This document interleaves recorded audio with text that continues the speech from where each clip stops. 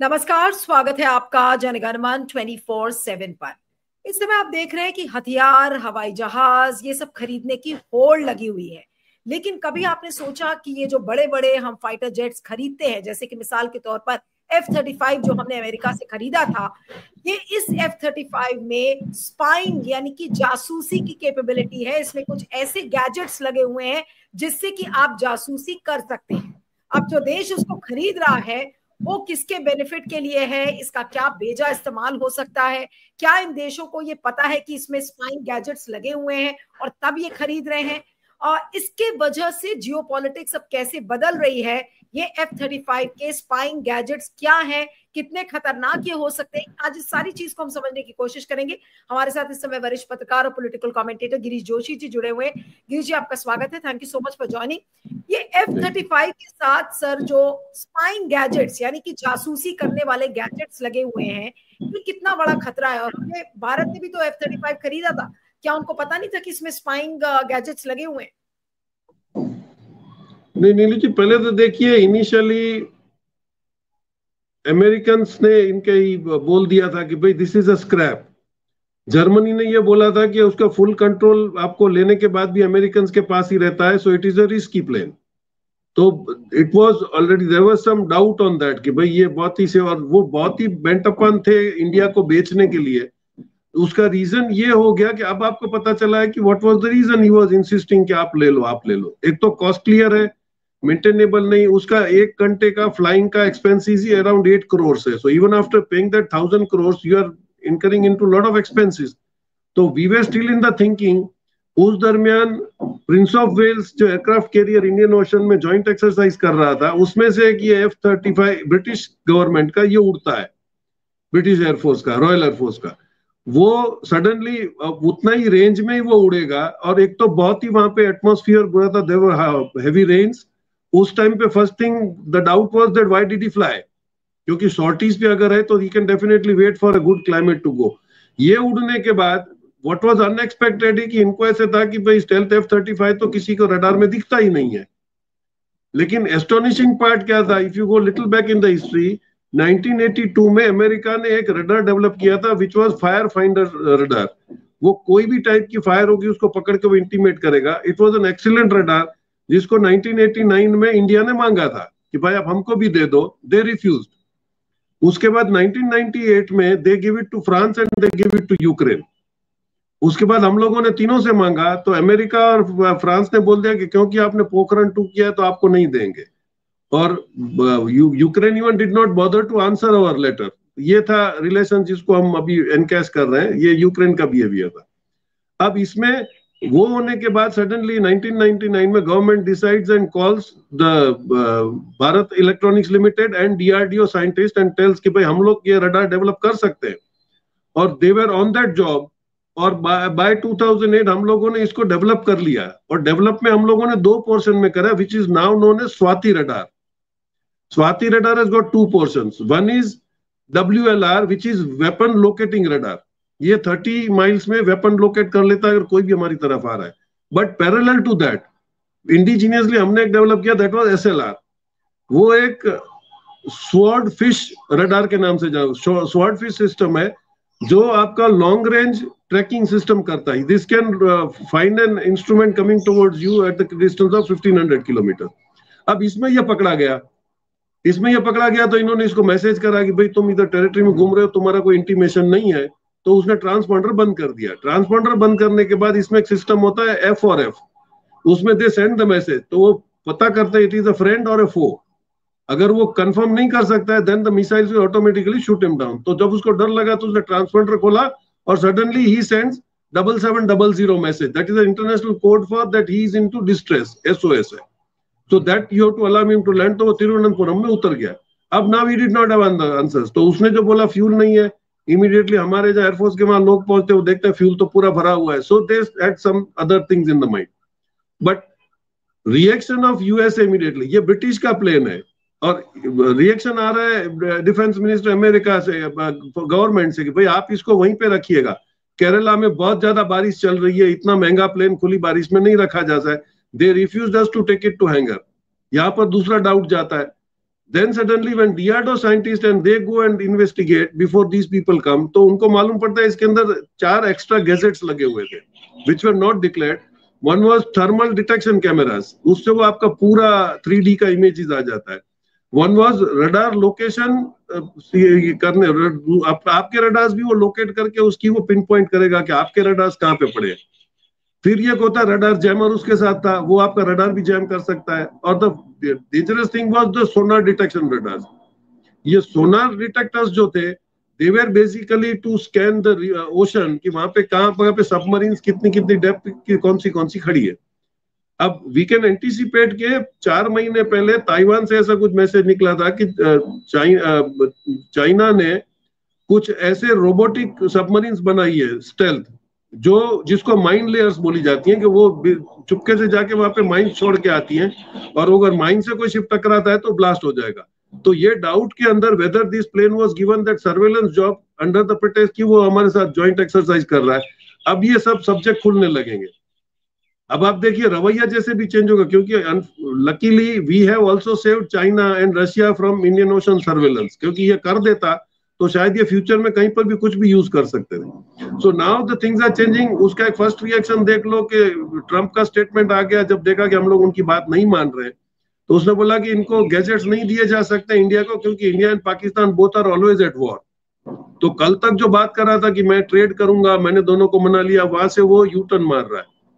He is already into trouble. So now this F-35 is basically a very pivotal point. यहाँ से कुछ ना कुछ चेंजेस भी होगा, क्योंकि हमने भी अपनी दोस्ती दिखा दी. अगर अमेरिका के साथ दिखा दिए, हम लोग अलाइन नहीं है, लेकिन वी हैव आल्सो शोन कि जब डिफिकल्टी होगी तो we will be in surveillance, and definitely this message will go to Russia and China also. जी, जो जियोपॉलिटिक्स है सर, वो इससे कैसे चेंज होगी? F-35 जिसको हमने स्क्रैप बोल दिया था, अब वो स्क्रैप इतने सारे स्पाई गैजेट्स अगर लेकर आ रहा है और देशों के बीच में चेंजेस हो रहे हैं, और जियोपॉलिटिक्स इससे कैसे क्या अब हर देश एक दूसरे की जासूसी करेगा और उसके पास ऐसे हथियार होंगे जिससे कि जासूसी करके और फिर जिसका जो मतलब आए वो कर सकता है काम? ये कितना बड़ा खतरा भी है एक तरीके से. नहीं, जासूसी तो आप देखिए इतनी सब 2500, 2000, 5000, 10,000 सैटेलाइट्स घूम रही हैं सबकी, वो तो रियल टाइम वो सर्वे कर ही रही. इसमें ये होता है कि अगर आप मिसाइल भेज रहे हो जो जीपीएस गाइडेड है, तो इसको ये एग्जैक्ट आपको पाथ दे देगा, आपको एग्जैक्ट डिस्टेंस दे देगा, एग्जैक्ट लोकेशन देगा. So this all things which are getting together is for the GPS guided missile जो आप छोड़ोगे. अब इसका डिफरेंस आप देख लो कि ईरान ने जीपीएस बंद कर दिया तो आपका पूरा कॉन्टैक्ट खत्म हो गया. दे शिफ्टेड टू बाइडू, जो एप्लीकेशंस और सैटेलाइट्स चाइना दे रहा है उसकी एक्यूरेसी जीपीएस से बहुत ज्यादा है. वो 10 to 13 मीटर्स है, दिस इज इनटू सेंटीमीटर्स. और उसका इंपैक्ट आपने देखा कि उनको अगर 4th फ्लोर मारना है इजराइल की बिल्डिंग का, तो उन्होंने 4th फ्लोर को ही हिट किया है. So now even that is changing. लेकिन America has to now think कि भाई तुम्हारी जो मोनोपोली चलती थी जीपीएस में और आप जिसको चाहो बंद करते थे चालू करते थे, वो नहीं हो रहा है. नाउ अब parallel strong applications are now applicable. उनकी भी जो 2500 सैटेलाइट घूम रही है चाइना में, उसमें से 35 are absolutely dedicated for defence. तो उसमें से आप लोग कौन सी एप्लीकेशन यूज कर रहे हो, उसमें से क्या गाइडेंस जा रहा है. तो ऑब्वियस है कि now US is no more a power. Iran ने भी अपना पावर दिखा दिया, चाइना रशिया ने उसको हेल्प करके उनका भी अपनी एप्लीकेशन दिखाई है. So there is not a single super power now, there are so many powers. It will, all countries will have to now realign and make the changes in their geopolitical preferences. ये नहीं, लेकिन क्या ये safety के point of view से अगर देखा जाए तो ये कितना बड़ा खतरा है? क्योंकि ये भी तो समझने की जरूरत है कि अगर आज हमारा देश हम F-35 खरीद रहे हैं तो हमारे लिए कितना बड़ा खतरा है, या फिर अगर हम चाइना के लिए वो इस्तेमाल कर रहे हैं या पाकिस्तान के लिए इस्तेमाल कर रहे हैं तो ये कितना बड़ा खतरा हो सकता है. क्योंकि अब तो हर देश अपने आप को सेल्फ सफिशिएंट करेगा, और वो भी एक ऐसे दौर में कि पता नहीं कब क्या लड़ाई हो जाए, किसी को पता ही नहीं है इस समय. अभी तो धीरे धीरे शॉर्ट लिस्ट ही हो गए which countries are the makers of war. America के और यूरोप के सिवा तो किसी ने वॉर करी ही नहीं है. दीज पीपल आर इंटरेस्टेड क्योंकि उनका पूरा जो इकोनॉमी है वो वेपन्स पे चलता है, और कोई कंट्री का वेपन्स पे चलता नहीं है. उसी के पैरेलल में China and Russia together have now sent the message across the world के let everybody get together and earn the money. उन्होंने अफ्रीका में ऑलरेडी वो सिस्टम अडॉप्ट कर लिया, और अफ्रीका से यूरोप और अमेरिकन सारी कंपनीज को निकाल दिया जा रहा है. दे हैव नाउ रियलाइज कि उनके पास कितने resources and how rich is Africa, और उन्होंने वो चेंजेस 3 साल में करके दिखाए हैं. सो दैट इकोनॉमिकल ड्रॉबैक भी अमेरिकन का हो रहा है कि वहां से उनकी इनकम सोर्स बंद हो रही है. Israel has been hit so hard, वो अपने सोशल मीडिया और गूगल और इनके पास होने से ज्यादा मैसेजेस नहीं आ रहे, लेकिन people who send the message across through other channels वो बता रहे हैं कि ऑलमोस्ट 50% तो आपका इजराइल फ्लैट हो चुका है, वहां से सैनिक भाग चुके हैं. हमास की जो बॉर्डर्स थी वो ऑलरेडी जालियां तोड़ के पीपल आर वॉकिंग इनटू, जो आपका गाजा में जो एरियाज था वहां पे भी दे आर गोइंग, लेकिन they are being hit very badly. तो now again Houthis and Hamas getting together with again a powerful backing of Iran. तो अब वही होगा जो अभी तक आप कर रहे थे, वो रिटेलिएट होगा. और आर्मी में तो ऐसे मैसेज आ रहे हैं कि कई आर्मी के लोग तो इतने डरे हुए हैं वहां पे कि उन्होंने अपना यूनिफॉर्म छोड़ के वो बाकायदा बंकर में पब्लिक के साथ छुपे हुए हैं, क्योंकि they have seen the destruction which they had never anticipated. और अभी जो डिस्ट्रक्शन देख रहे हैं, तो इकोनॉमिकली कैलकुलेट करें, $6,000 per day is the expense of Israel war. कब तक वो बेयर करेंगे, क्योंकि उनके पास और कोई सोर्स ऑफ इनकम नहीं है. Your arms industry is down, your Mossad is down, your intelligence is down, your systems are down. तो अब आप उसको कैसे रिवाइव करोगे? तो वो अभी जो ये ईरान सोच रहा है, वो ईरान को अभी भी एक मिसनोमर क्रिएट कर रहे हैं कि अभी हम लोग सीज फायर करेंगे. नहीं करेंगे. ईरान की, इजराइल की कैपेसिटी खत्म हो गई है, but Iran is not full enough. Iran has already developed 3 more missiles which are more dangerous than your Fatah also. So now one more mistake by Israel and America together, उनको पता है ये 23,000 तक shoot कर सकते हैं. Drawback of America is उसके पास golden डोम अभी बना नहीं है, जिसको बोल रहा था कि मैं बनाऊंगा. That will be 2030. मतलब अभी अमेरिका के सारे सिटीज ओपन वनरेबल है to the missile attacks. This they will have to think across. और now North Korea joining the game, पूरा समीकरण बदल चुका है. Now North Korea openly said कि मैं आपको मिसाइल भी दे रहा हूं, और उसके पास क्या क्या है nobody knows. And North Korea is very mischievous and very strong. तो काफी कुछ बदल रहा है. It will be divided into east और वेस्ट. वेदर यूनियन भी अमेरिका के साथ अब रहेगा. बिग जो ब्यूटीफुल बिल आप पेश कर रहे हो उसका वैसे ही विरोध हो रहा है. 4th को वो पास होगा या नहीं होगा, वेदर वहां पे रेजिम चेंज होगा. लेकिन एक चीज श्योर है कि जो ईरान का रेजिम चेंज करने की कोशिश में ये लगे हुए थे, उसकी जगह शायद आपका इजराइल और अमेरिका ये रेजिम चेंज न कर जाए. ये देखना पड़ेगा जी.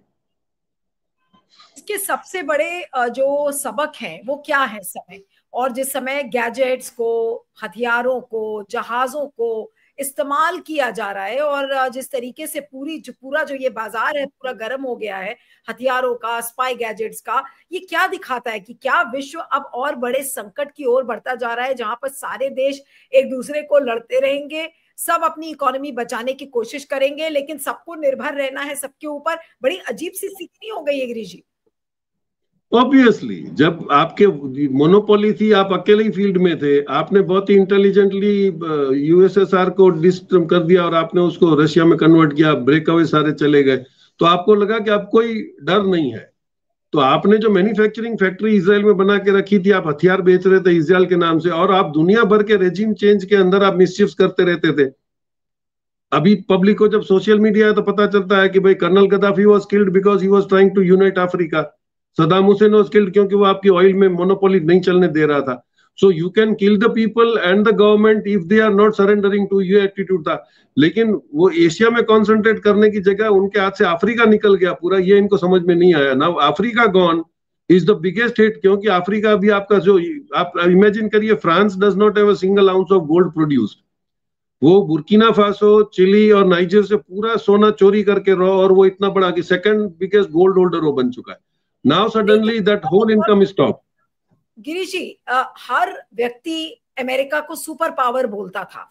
अब F-35 बेच कर अमेरिका तो सुपर पावर नहीं होगा. तो क्या इसका सबसे बड़ा टेक अवे है कि जो छोटे देश हैं वो भी अब आत्मनिर्भर हो रहे हैं, अपने हथियार बनाने की कोशिश कर रहे हैं, अपने आप को मिलिटरीली सेल्फ रिलायंट करने की कोशिश कर रहे हैं, लेकिन असलियत यही है कि अमेरिका अब सुपर पावर नहीं है, सुपर पावर का स्टेटस खो चुका है. ऑब्वियस, आप अकेले ही थे आर्म्स बेचने वाले, तो सब आपसे डरते थे. अभी आपके पास ऑप्शंस हैं. You can buy from China, you can buy from Korea, you can buy from Iran. Iran भी मिसाइल्स आपको देगा. तो वो जो आपकी होल्डिंग कैपेसिटी थी वो खत्म हो गई है. ऊपर से आपका जो इकोनॉमिक, आप स्विफ्ट पे जो इतना दबदबा करते थे कि आपने पूरे वर्ल्ड के डॉलर्स कंट्रोल करके रखे थे, वो भी धीरे धीरे ब्रिक्स ने उसका आपका वो घमंड तोड़ दिया है. 33% of SWIFT transaction already shifted to the blockchain of BRICS. तो काफी कुछ चेंजेस वही तो हो रहे हैं। तो मैं बोला वो जो इंप्रेशन था वो अब टूट गया, क्योंकि इजराइल का जो बोलते थे कि हमारे पास इतना बड़ा पावर है, हमारे पास डेविड स्लिंग है, हमारे पास एरो है, हमारे पास ये सब एंटी एयरक्राफ्ट मिसाइल्स है, दे ऑल फेल्ड। और अभी 12 मैक की जो फतेह ईरान ने मारी है उसका तो काउंटर आज तक वर्ल्ड में किसी के पास भी नहीं है। So everybody has to now get afraid of कि भाई ईरान ने अगर फतेह के बाद और 3 डेवलप करके जो मारी है तो he can control everything. But for the looking at the history of Iran, उसने 7007 की उसकी पुरानी हिस्ट्री, उसने कभी किसी पे सामने से अटैक नहीं किया है। वो अपने आप को कैपेबल करता रहा है। और लेकिन यू बुलीड हिम। अब वो जब इंटरनेशनल एटॉमिक एनर्जी का मेंबर है, आपके आदमी खुद बोल रहे हैं कि वो एटॉमिक एनरिचमेंट नहीं कर रहा है बॉम्ब के लिए, then why forcibly you want? Because they want to change the regime in Israel. उन्होंने सब जगह कर दिया, इजिप्ट में कर दिया, सीरिया में कर दिया, लेबनान में कर दिया, अब एक बचा था दैट वाज ईरान। बट यहाँ पे उनकी कैलकुलेशन गलत हो गई कि उनको लगा 4-5 दिन अटैक करेंगे, 6 डेज वॉर करेंगे और ईरान सरेंडर हो जाएगा। ये उल्टा पड़ गया है। Now Israel has to go for face saving exercise कि तुम्हारे ना तो इंस्ट्रूमेंट्स अच्छे हैं, ना तुम्हारी कोई कैपेबिलिटी है, तुमने जो मार्केटिंग किया था you don't stand to that standard. और now there are lot many people who can give us more. तो अब उनको ज्यादा डरना है और उनको अपनी मोनोपोली पे, अपनी साइज पे आ जाना है, नहीं तो दैट डेज आर गॉन। जी नहीं, तो इसका मतलब ये भी है कि जो भी देश अभी तक अमेरिका पे निर्भर करते थे हथियारों के लिए या मिलिट्री वेपन्स के लिए, अब उनको उनका विश्वास भी एक तरीके से डगमगाएगा कि भाई अमेरिका जो हमें दे रहा है वो पूरा पुख्ता नहीं है, और जैसे हमें पहले जो सक्सेस रेट मिलता था वो अब नहीं मिल रहा है। तो अब अमेरिका के नो लॉन्गर बोस्ट कि भाई हमारे वेपन सबसे अच्छे हैं। नहीं, उसके पास तो अभी कई राय है ना, because to establish himself as the biggest customer, कि पूरी दुनिया मेरे हाथ पांव जोड़ेगी क्योंकि मैं सबसे बड़ा कंज्यूमर हूं। अब वो कंज्यूमर के चक्कर में तुमने टैरिफ लगाए कि सब आएंगे, कोई आया नहीं, सबने अल्टरनेट मार्केट ढूंढ ली, तो आपका तो वही डिमांड खत्म हो गया। और वेरी स्मार्टली जो people who run know the economics of the world और उनका फ्यूचर पता है, those all smart guys including Elon Musk, BlackRock, Blackstone, वो सारे इंडिया में आके क्यों बैठे हैं? क्योंकि कल अगर अफ्रीका मर्ज हो जाता है तो 140 crore Africa, 140 crore India, 140 crore China, your 60% population, GDP and purchasing power comes to this area. तो why these people have left USA? Because of that, क्योंकि वो USA का फ्यूचर अभी देख रहे हैं कि अभी उनके पास कुछ भी नहीं है, वो कंज्यूमर बने रहेंगे लेकिन उनका इनकम का सोर्स खत्म हो गया है। कनाडा आपको पावर देने को तैयार नहीं है, आपसे कोई ट्रेड करने को तैयार नहीं है। अगर इतना ही शुरू होता जो मागा अनाउंस करा, तो Elon Musk was the first man to say कि I will not bring my Tesla to USA, क्योंकि 75% टेस्ला उसका चाइना में बन रहा है। He says it's $5, why should I spend $15? क्योंकि वह आपके वो बहुत ही नॉर्म स्ट्रिक्ट है। कल तो अमेरिका में बहुत बड़े ट्रांसपोर्ट का भी स्ट्राइक होने को जा रहा है। वो उन्होंने बोला कि आपके जो 8 घंटे के नॉर्म्स है उसमें तो दुनिया पूरी 20 टन का माल उठा के जा रही है, आपने अभी भी 1988 के रूल्स बना के रखे हैं। We are at loss. So US America खुद अपने आप में अभी बहुत ज्यादा टेंशन में। अभी वो पहले होम फ्रंट पे लड़ ले, उसके बाद अगर मिसचीफ करने की कोशिश करेगा, then Iran, North Korea, Russia, China, Afghanistan, now even Pakistan says that I will join Iran. तो ये बहुत ही बड़ा डेंजरस समीकरण हो रहा है that America should realize, और वो पछताएगा नहीं तो। जी नहीं, लेकिन गिरीश जी इसका मतलब ये है कि अमेरिका का जो बाजार है वो अब कमजोर हो रहा है, अमेरिका का स्टेटस नीचे जा रहा है, और इस चीज को करने में ट्रम्प की पॉलिसीज अब बिल्कुल एक तरीके से उसको कंट्रीब्यूट भी कर रही हैं कि अमेरिका को ग्रेट बनाते बनाते अमेरिका का सुपर पावर स्टेटस ही खो दिया डोनाल्ड ट्रम्प ने एक तरीके से। नहीं, ट्रम्प ने टोटली मिसकैलकुलेट कर लिया। उसको ऐसे लगा कि मैं गाजा खाली करवा दूंगा अपने दामाद के लिए इजराइल को बोल के, ताकि वहां रिवेरा बनाए। उसने यूएई और सबको बोला कि आप पैसे डालो, रिवेरा डेवलप करेंगे। वो भी थोड़े से डरे हुए थे तो आ गए, लेकिन वो उनका डर तब तक था जब तक ईरान ने फतेह नहीं मारी थी इजराइल पे। Now the things have changed. Suddenly they realise कि नहीं, हमारा पड़ोसी तो उससे भी ज्यादा डेंजरस है, तो why not keep good relations with him. क्योंकि अगर वो 2000 किलोमीटर दूर हाइफा खत्म कर सकता है, टेल अवीव खत्म कर सकता है, तो these people are just 300 kilometre away. और उसी का रिएक्शन आपने देखा कि जब कतर पे उसने मारा है विद द नोटिस, तो Qatar is not reacted very badly on that. They had already warned कि भाई, और उसने अभी अल्टीमेटम दे दिया ईरान ने कि आप अपनी जितने भी नेवल बेसिस हैं ये यहाँ से मिडिल ईस्ट में से हटाइए, वरना you are prone to attack। और अब उनको पता है कि what he says Iran can do, so now let us see within a week what are the changes। जी अजीब सी स्थिति इस समय हो रही है, लेकिन क्या क्या इस समय दुनिया में चेंजेस हो रहे हैं आप देख सकते हैं। हथियारों और जहाजों के बीच में ये जो स्पाइंग गैजेट्स अब आ गए हैं और इंटेलिजेंस की जो कैपेबिलिटीज बढ़ रही हैं, उससे वाकई में पीयूष जी ने ठीक कहा कि अमेरिका का जो सुपर पावर स्टेटस है वो खो दिया है, और उसका एक कंट्रीब्यूटिंग फैक्टर है डोनाल्ड ट्रंप की जो पॉलिसीज हैं।